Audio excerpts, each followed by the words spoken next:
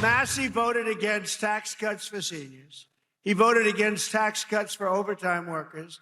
And he voted against tax cuts for earners, tip earners. No, he wanted to increase the taxes. He voted with the Democrats. He voted against our historic funding for border security. He voted against border security, where we took the worst border in the history of our country, made it the best border in the history of our country in 2.5 months. Tonight's Red Hot video, President Trump is bringing the heat to Kentucky ahead of the state's primary elections in the coming weeks. The president visited the district of Congressman Trump-Massie, who is running to keep his seat and had some choice words for him. But Trump has other plans. He's recently endorsed his primary opponent, Ed Gallerin. President Trump posting on his social media earlier, I predict that Representative Trump-Massie will go down as the worst Republican congressman in the long and fabled history of the United States Congress. Even worse than crazy Liz Cheney, crying Adam Kinzinger, and Marjorie Taylor Brown. Guys, he does not mince words, ever, really. And I think this race is one of those I've had an eye on. Massie's district demographically is very interesting. It sits on that border of Ohio, very rural district, a lot of Catholics in that district. But he's obviously there tonight trying to go against Massie. But I think there's some people on the right specifically that are very pro-Massie. But also you see with the president, he's very disappointed in him, I think, over the war in Iran specifically, plus the Epstein files in the coming months. There's been a fallout there. And he mentioned Marjorie Taylor Greene. I think there's some correlation there. I mean, Terry, what are you seeing with this? Look, I think President Trump's been doing a great job.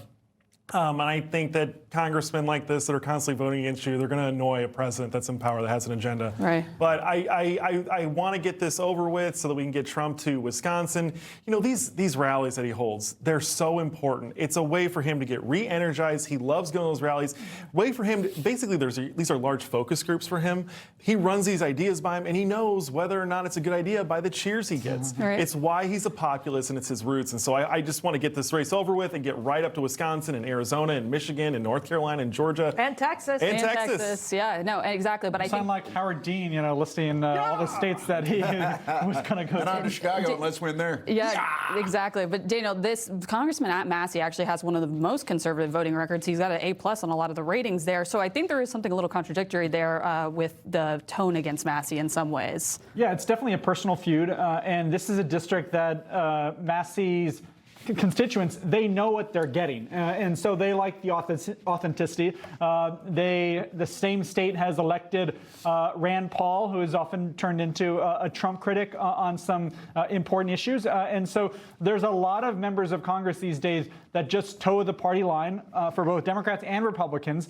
and then there's a few that are just ideologically they stick to their guns, and Massie is one of them. So this may be a little harder for Trump to dislodge than someone like Liz Cheney, who used to be a top Trump ally before turning against him. Right. Well, Marcy, he's been working with Democrats with the Epstein files, and I think that's kind of where the line started to show. Of course, we saw this with the bombing on Iran last year a little bit too. I mean, what do you think was the breaking point with this? Well, he's been critical of the president for quite some time, and I think for President Trump, that whole thing of disloyalty, that's when he draws a line and he's like, we're going to take you down. So my question will be, you know, how much money will MAGA Inc. spend in this race? You know, this is a primary race, so this is about getting the Republicans out, getting your grassroots efforts out, getting the MAGA people to come out to go against Massie. And these congressional races are tricky, like you mentioned, Daniel, because they like to have the familiar faces. But I do think that Massie is beatable. And also with the MAGA Inc., it's like, you know, should Trump's super PACs be spending money in inter-primary races, or should they reserve it to use against Democrats in the fall? Information. Truth. Is freedom. Is Newsmax. It's real news for real people.